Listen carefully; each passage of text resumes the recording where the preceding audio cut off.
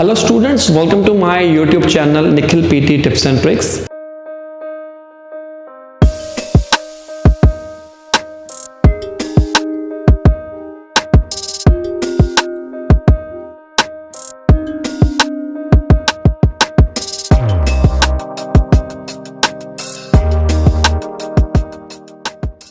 Today's topic is summarize spoken text. Listening का section है। ये टेम्पलेट बेस्ड क्वेश्चन होता है, लेकिन ये ज़रूरी नहीं है कि अगर आपके पास टेम्पलेट आ गया तो आपके अच्छे स्कोर्स आ गए। उस टेम्पलेट के अंदर कैसे अपने कीवर्ड्स को पुट करते हो, दैट इज़ वेरी इंपॉर्टेंट। कई बच्चे ये सोचते हैं कि हम टेम्पलेट चेंज कर लें। अगर आपके टेम्पलेट में कोई भी ग्रामर मिस्टेक नहीं है, स्पेलिंग मिस्टेक्स नहीं है, तो आपका टेम्पलेट सही है। आप गलती क्या कर रहे हो कि उसके अंदर टेम्पलेट के अकॉर्डिंग कीवर्ड्स पुट नहीं कर पा रहे हैं। इस वीडियो के अंदर हम आपको दिखाएंगे कि आप कैसे अपने टेम्पलेट को, आपका पुराना टेम्पलेट भी, उसको पावरफुल कैसे बनाना है। पूरी वीडियो एंड तक देखना। अगर आपने अभी तक हमारा चैनल सब्सक्राइब नहीं किया है, कर लो। रीज़न क्या है, बहुत सारी वीडियोस जब आएंगी वन बाय वन करके आपको नोटिफिकेशन आता रहेगा। हिंदी, इंग्लिश, पंजाबी तीनों लैंग्वेजेस में हम वीडियोस डालते हैं, प्लस कोचिंग भी देते हैं। अगर आपको हमारे पढ़ाने का स्टाइल अच्छा लगा, कुछ सीख पा रहे हो, वीडियो को शेयर करना और कोचिंग करने के लिए कॉन्टैक्ट कर लेना। सबसे पहले हम बेसिक चीज़ों के बारे में बात करेंगे। समराइज स्पोकन टेक्स्ट, क्या ये इम्पॉर्टेंट टॉपिक है या नहीं? बिल्कुल, अगर इम्पॉर्टेंट टॉपिक ना होता तो शायद हम इसके बारे में बात ही ना करते। सबसे पहले बेसिक चीज़ें, ये लिसनिंग का सेक्शन है। लिसनिंग के अंदर बहुत सारे और भी सब सेक्शन होते हैं, लेकिन ये फर्स्ट सब सेक्शन है। इसके अंदर राइटिंग के भी स्कोर्स होते हैं। मतलब अगर आप अपने राइटिंग के स्कोर्स को इम्प्रूव करना चाहते हो तो शायद आपका समराइज स्पोकन टेक्स्ट का जो टॉपिक है वो सही नहीं जा रहा, इसलिए आपके स्कोर नहीं आ रहे। इसके अंदर क्या होता है, स्पीकर बोलेगा, आप उसको सुनोगे, मैं पूरी एग्जांपल करके बताऊंगा, कीवर्ड्स इकट्ठा करके बताऊंगा, और अगर आप कीवर्ड से सेंटेंस नहीं बना पा रहे हो तो हमें क्या करना है, सारी चीज़ें बताऊंगा। मेक श्योर पूरी वीडियो एंड तक देखना। 0 से 100 तक आपको हर एक चीज़ इस वीडियो के अंदर कवर होगी। तो इसके अंदर आपको एक स्पीकर ऑडियो सुनाई देगी। वो स्पीकर एक भी हो सकता है, 2 भी हो सकता है, बातें कर सकता है, और वैसे ही एक टॉपिक के ऊपर लेक्चर दे सकता है, कुछ भी हो सकता है। ऑडियो आपको सुनाई देगी। जो ऑडियो की लेंथ होगी वो अप्रॉक्सीमेटली 60 सेकेंड्स टू 90 सेकेंड्स के बीच में हो सकती है। कम भी हो सकती है, ज़्यादा भी हो सकती है। ये डिपेंड करता है कि आपको कौन सा क्वेश्चन आया है, बट नॉर्मली देखा गया है कि 60 टू 90 सेकेंड्स होती है। कितने नंबर ऑफ क्वेश्चंस आपको आ सकते हैं? आपको 1 to 2 नंबर ऑफ क्वेश्चंस आपको आ सकते हैं। इसके अंदर आपके पास कितना टाइम होगा लिखने के लिए? आपको टोटल टाइम मिलेगा सिर्फ और सिर्फ 10 मिनट्स। 10 मिनट्स के अंदर आपको ऑडियो भी सुनना है, प्लस आपको टाइप भी करना है। मतलब ये हुआ कि अगर आपकी टाइपिंग की स्पीड अच्छी नहीं है तो उसको अच्छा बना लीजिए, क्योंकि रियल एग्ज़ाम में अगर आपने सोचना भी है वो भी टाइम कंज्यूम करेगा। ये तो हमारी होगी बेसिक चीज़ें जो अक्सर आपको किसी भी वीडियो में मिल जाएगी, लेकिन कुछ नया क्या सीखने को मिला आपको, अभी मैं आपको बताता हूँ। पहली बात तो ये कि इसके अंदर हमारे को कौन कौन सी चीज़ों का ध्यान रखना है जिससे आपके समराइज स्पोकन टेक्स्ट में मार्क्स ना कटे। सबसे पहले आपने ध्यान रखना है अपनी ग्रामर का। ग्रामर बहुत इंपॉर्टेंट होती है गाइस आपके किसी भी राइटिंग टास्क में। दूसरा, स्पेलिंग मिस्टेक। अब बच्चे क्या करते हैं, स्पेलिंग मिस्टेक्स बहुत करते हैं, जिससे इम्पैक्ट पड़ता है आपके राइटिंग स्कोर्स के साथ साथ लिसनिंग स्कोर्स के ऊपर भी, क्योंकि ये दोनों टास्क इसी के अंदर होते हैं। तीसरा क्या आता है, वोकैबुलरी। अगर आप वोकैबुलरी में अच्छे नहीं हो तो बीच में इसको यूज़ करने की ज़रूरत ही नहीं है। आप सोचोगे कि क्या बिना वोकेबलरी यूज किए समराइज स्पोकन टेक्स्ट में हमारे 90 आउट ऑफ 90 आ सकते हैं? इसका आंसर है यस। मैं अक्सर अपनी वीडियोस में कहता हूं कि भाई अगर आपको नहीं पता वोकेबलरी के स्पेलिंग, वोकेबलरी यूज करना नहीं आता है, समराइज स्पोकन के केस में आप मत करिए। और आपको चौथा जो ध्यान रखना है वो रखना है प्रूफ रीडिंग का। प्रूफ रीडिंग किसको कहते हैं? जब आपने अपना लिख लिया सारा क्वेश्चन, तब आपने उसको चेक करना है। एक एक लाइन, एक एक वर्ड आपको चेक करना पड़ेगा। अब देखिए ये सारा टास्क कितने मिनट्स में हमें करना है? 10 मिनट्स में। जिसने पहले प्रैक्टिस की होगी वो ही कर पाएगा, नहीं तो नहीं कर पाएगा। अब इसके अंदर एक और बेसिक चीज जो मैं आपको बताने वाला हूं वो है आपको कितने वर्ड्स लिखने हैं। मिनिमम 50 और मैक्सिमम 70 वर्ड्स के बीच में आपको एक समराइज स्पोकन टेक्स्ट लिखना है। इन शॉर्ट आपको ये जो टास्क परफॉर्म करना है, जो स्पीकर ने बोला उसका इन शॉर्ट, उसका निचोड़ आप अपने लैंग्वेज में टेम्पलेट के जरिए लिख सकते हैं। क्या बिना टेम्पलेट से हमारा स्कोर आ सकता है? इसका आंसर है यस। आपका बिना टेम्पलेट यूज किए भी स्कोर आ सकता है, ऐसा कोई इशू नहीं है। टेम्पलेट से आपको हेल्प हो जाती है, नंबर ऑफ वर्ड्स आपके पास पहले से ही होते हैं, तब आपको क्या होगा कि आपको वर्ड्स जो हैं बनाने नहीं पड़ेंगे, ज़्यादा सोचना नहीं पड़ेगा। ये हमारा बेसिक चीज़ है और ये चीज़ें आपको ध्यान रखने की ज़रूरत है। इन 4 चीज़ों के ऊपर अगर आप ध्यान दे देते हो तो आपका वेल एंड गुड हो जाएगा। गाइस एक बार याद रखना, आपको करना क्या है, आप इसमें 2 तरीके के साथ कीवर्ड्स इकट्ठा कर सकते हो। पहला तरीका, या तो आप कीवर्ड्स इकट्ठा कर लीजिए या तो आप फ्रेजेस इकट्ठा कर लीजिए, या दोनों इकट्ठे कर लीजिए, यूर चॉइस। अब फ्रेजेस और कीवर्ड्स क्यों इकट्ठा करें, कौन इकट्ठा करे, रीजन क्या है? कीवर्ड्स क्यों नहीं इकट्ठा कर सकते, फ्रेजेस क्यों नहीं इकट्ठा कर सकते, या हमें दोनों क्यों करने चाहिए, व्हाई? ये आपके माइंड में क्वेश्चन आना ही चाहिए। देखो हम कीवर्ड्स इसलिए इकट्ठा करते हैं ताकि जो सुनाई दे फटाफट हम लिख लें। फ्रेजेस इसलिए इकट्ठा करते हैं अगर बाय चांस इन कीवर्ड्स के जरिए, मान लो आपने सिर्फ कीवर्ड्स ही इकट्ठे किए, कीवर्ड्स के जरिए अगर आप टेम्पलेट में पुट नहीं कर पा रहे हो, क्योंकि जो लाइन आपको टेम्पलेट में मिली है उस लाइन के साथ साथ उसका मीनिंग भी निकलना चाहिए। जैसे आपने एक कीवर्ड इकट्ठा कर लिया, इंक्रीज। इंक्रीज, हमने पहली लाइन में क्या लिखेंगे? The lecture was based on increase. क्या है? इंक्रीज एक वर्ब है, उसका कोई अपनी हस्ती है ही नहीं, उसको किसी के साथ जोड़ना पड़ेगा। तो हमें सिर्फ और सिर्फ क्या इकट्ठा करना है? वो वर्ड्स जिनका मीनिंग निकलता हो। जरूरी नहीं है कि सारे वर्ड्स हमारे कीवर्ड्स ही हों, जरूरी नहीं है। और यह भी जरूरी नहीं है कि आप सारे कीवर्ड्स पुट करो। तो हमें कीवर्ड्स आप वहां पर यूज करिए जिससे आप लाइन बनाना जानते हो। फ्रेजेस का बेनिफिट क्या है? फ्रेजेस अगर आप इकट्ठे करते हो तो आपको खुद से लाइन बनाने की जरूरत नहीं पड़ेगी। जैसे कि हम कह सकते हैं air pollution is the biggest problem.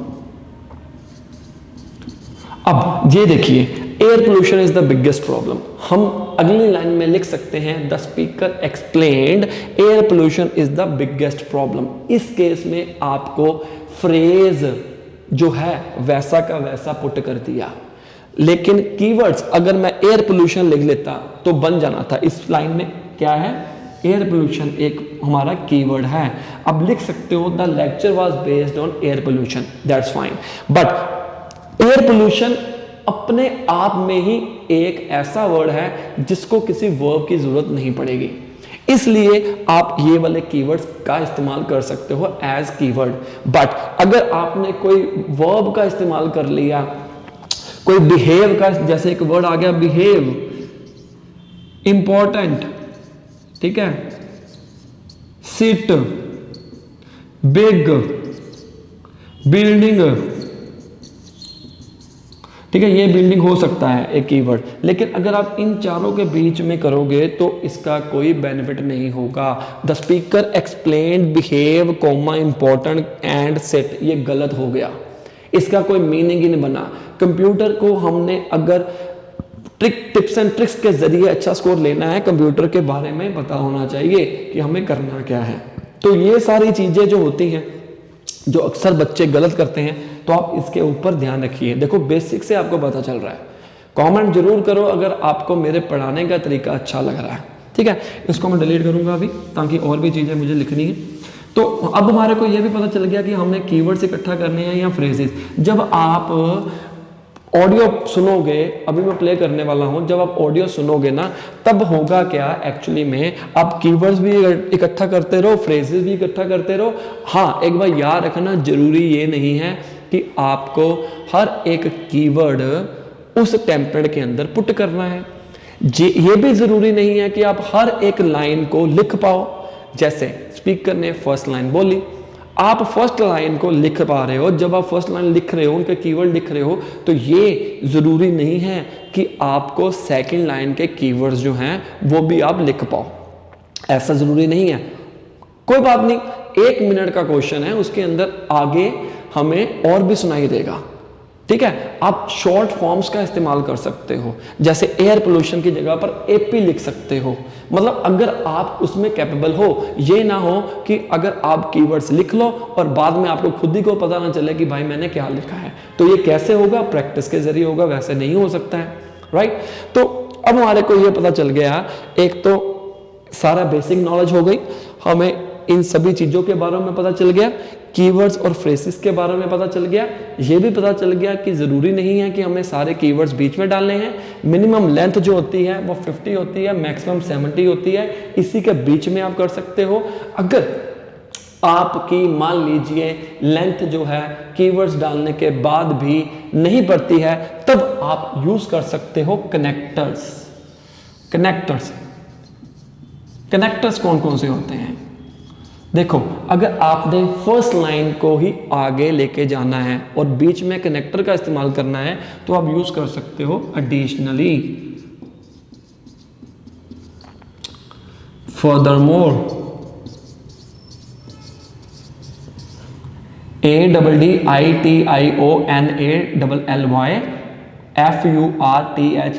FURTHERMORE, ये 2 कीवर्ड्स का इस्तेमाल कर सकते हो। अगर फर्स्ट लाइन, और भी काफी सारे हैं बट आपको इतने में चल जाएगा आपका काम, ठीक है।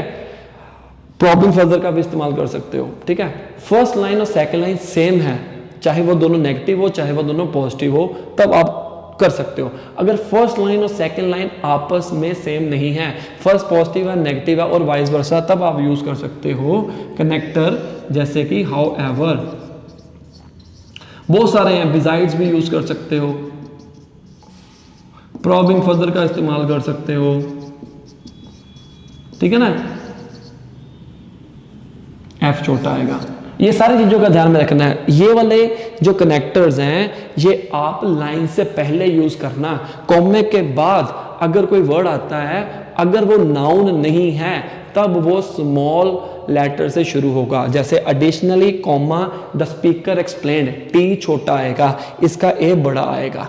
जैसे कि मैं यहां पर लिख देता हूं, आपको आई थिंक दिख रहा होगा, एडिशनली कॉमा, एक एग्जांपल के जरिए, additionally comma the speaker mentioned, ये वाली सारी चीजें, ठीक है। तो मतलब मैंने समझाया है आपको, आप इसका इस्तेमाल कर सकते हो। अगर आपके टेम्पलेट में पूरे वर्ड नहीं होते हैं, वैसे बेसिकली टेम्पलेट में हर एक वर्ड मिल जाता है, तो उसका कोई दिक्कत आती नहीं है, ठीक है। अब हम एक क्वेश्चन करते हैं, क्वेश्चन के जरिए आपको पता चलेगा कि एक्चुअली में आपने कैसे कीवर्ड्स लिखने हैं। मैं यहां पर कलेक्शन करूंगा सारे कीवर्ड्स की, ताकि आपको पता रहे कि आपने करना क्या है। आप सिर्फ इसके ऊपर ध्यान देना, कीवर्ड्स। अब लेक्चर प्ले होगा, मेरी फोटो ज़रूरी नहीं है, कीवर्ड्स दिखना बहुत ज़रूरी है, ठीक है। तो मैं अभी लेक्चर प्ले करने वाला हूँ, तब आपको पता चलेगा कि एक्चुअली में आपने करना क्या है। बहुत ही ध्यान देने वाली बात है, बच्चे को समझ नहीं आ रहा कि रीज़न क्या हो रहा है, मैं कैसे कर पा रहा हूँ, कैसे मेरे अच्छे मार्क्स नहीं आ रहे, सारी चीज़ें मेरे पास हैं पर फिर भी अच्छा स्कोर क्यों नहीं आ पा रहा, हम वो चेक करते हैं। तो हमारा लेक्चर अभी प्ले होने वाला है, 1 मिनट 29 सेकेंड्स का लेक्चर होगा।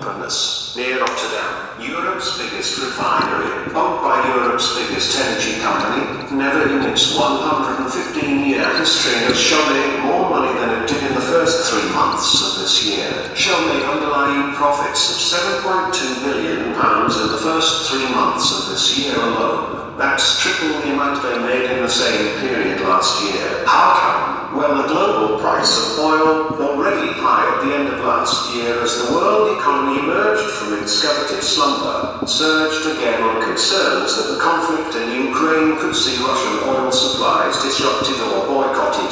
Similar story for gas. The price smashed records earlier this year. Remember, Russia is the world's biggest exporter of gas, and Europe is its biggest customer. Those global prices have been reflected in UK forecourts and in UK energy bills. So what is Shell going to do with all that money? Well, in the first 3 months of the year, it gave over £4 billion to its shareholders, which, remember, include millions of UK pension savers.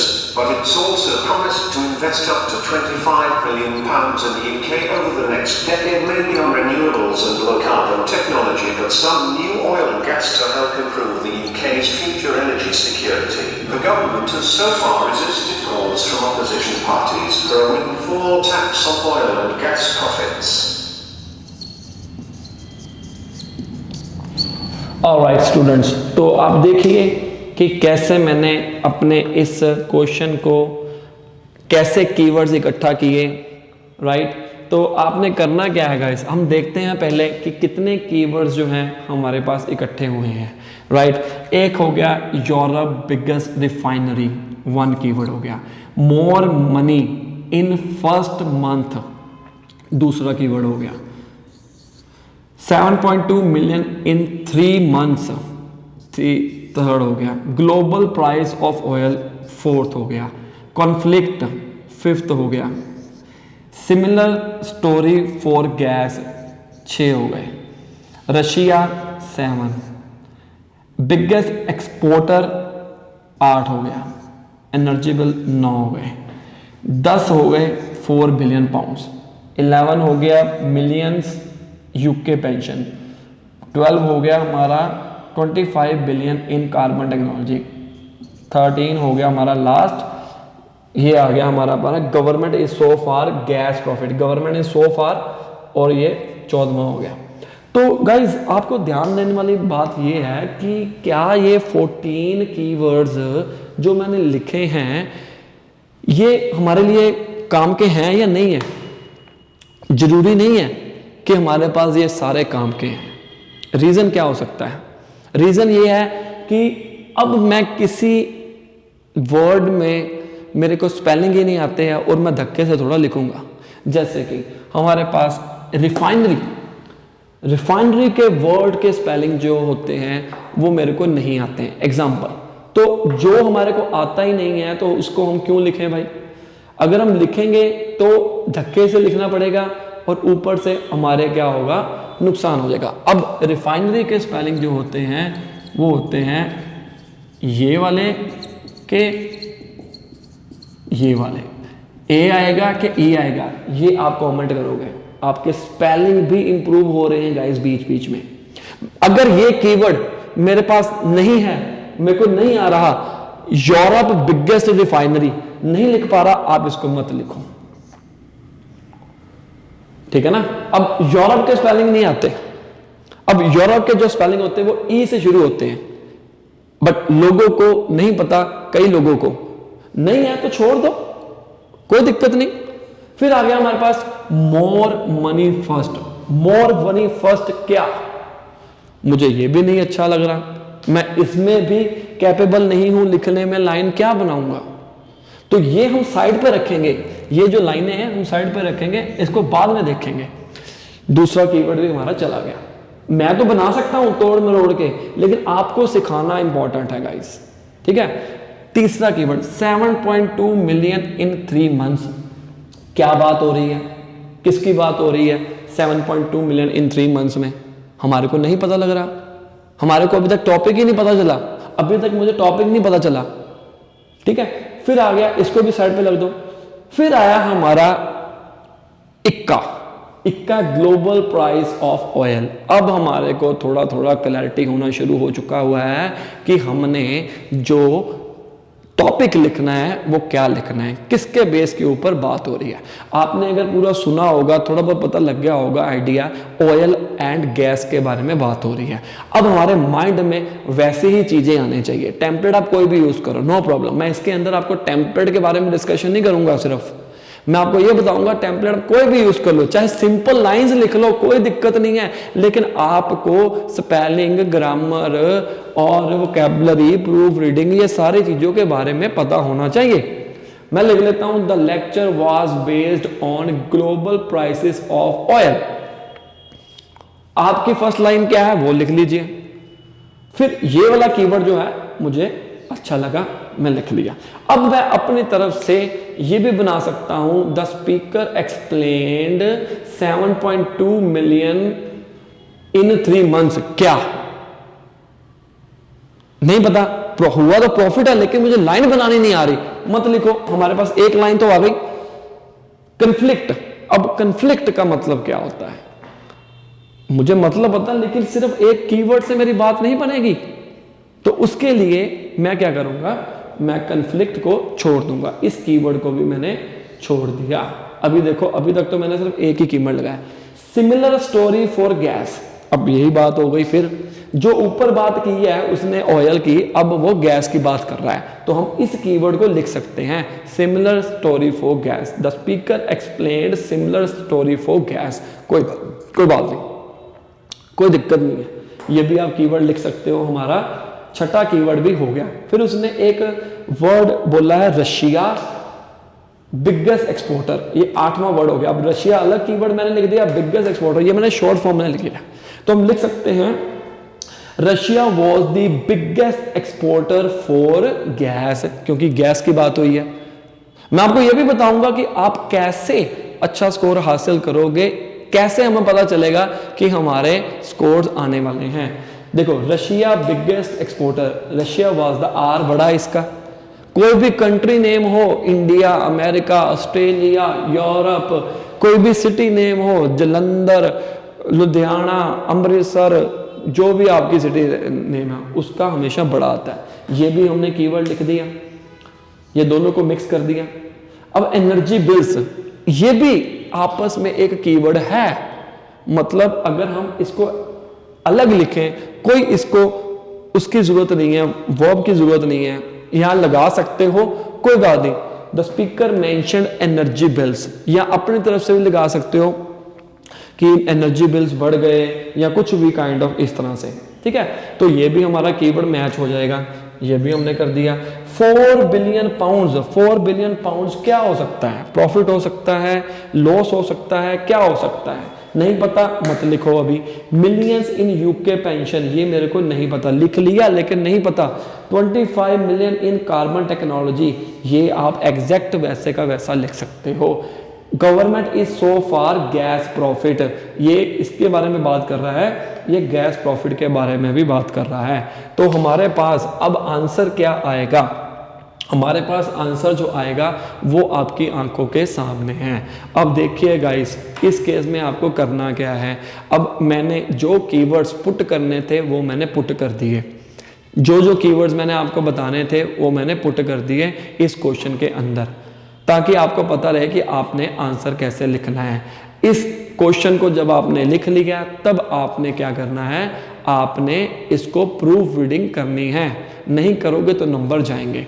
अब इसकी working समझें, PT हमारे को कैसे score देगा as per my experience. अगर हम बात करें एक सॉफ्टवेयर की, एक क्वेश्चन आपकी आंखों के सामने है जो मैंने अभी प्ले किया था, उसके अंदर आपने देखा होगा कि आप क्या कर रहे हो कि जितने भी कीवर्ड्स हैं सारे, ये सारे कीवर्ड्स ही तो हैं। कितने कीवर्ड्स हमने बीच में ऐड कर लिए, जितने ज़्यादा ऐड करोगे उतना वो आपको स्कोर देगा, लेकिन मेक श्योर आपने क्या करना है, गलती नहीं करनी है, प्रूफ रीडिंग जरूर करनी है। ये ना हो कि आप लिख लो, मैंने आपको देखा होगा मैंने कि कीवर्ड्स लिखे, मैंने लिखे नहीं बीच में, रीज़न क्या है, क्योंकि मैं गलती नहीं करना चाहता, ये मैच कर रहा है। अब आप खुद सोचिए सॉफ्टवेयर कैसे काम कर रहा होगा। लेट्स से ये जो पैसेज है सारा का सारा उसके पीछे छपा पड़ा हुआ है। अब आप सोचोगे कि वो वाला टेम्पलेट इसके बीच में है, ये वाला टेम्पलेट इसके बीच में है, ऐसा नहीं है गाइस। आपने वर्ड के ऊपर देखा होगा, अगर कोई वर्ड डिफिकल्ट आ जाता है, गलत आ जाता है, डिफिकल्ट नहीं गलत हो जाता है, स्पेलिंग मिस्टेक ग्रामर के साथ, वो नीचे लाइन आ जाती है, उसके मार्क्स कट जाएंगे आपके। तो यही चीज वो पीछे काम कर रहा है, उसके पास वर्किंग हो रही है, हो रही होगी, ऐसा मेरा मानना है। ठीक है, तो आपने अगर कोई ग्रामर मिस्टेक नहीं की, स्पेलिंग मिस्टेक नहीं की, कंटेंट को 50-70 वर्ड्स में लिख दिया और कीवर्ड्स भी बीच में डाल दिए, मिनिमम 7 to 10 कीवर्ड्स होने चाहिए आपके क्वेश्चन में अगर आपने अच्छा स्कोर हासिल करना है, राइट। तो ये सारा सिनेरियो था समराइज स्पोकन टेक्स्ट का। आई होप आपको वीडियो अच्छी लगी होगी, अच्छी लगी है लाइक करो, शेयर करो, सब्सक्राइब करो, सामने दिए गए नंबर के ऊपर कॉल करो, 1-to-1 सेशन ले सकते हो। स्ट्रगल कर रहे हो, पता नहीं लग रहा कि स्कोर क्यों नहीं आ रहे, तो सामने दिए गए नंबर के ऊपर आप मैसेज करो, व्हाट्सएप करो, अपना सेशन बुक कराओ अपने टाइम के अकॉर्डिंग और चैनल को सब्सक्राइब कर लीजिए। Best of luck.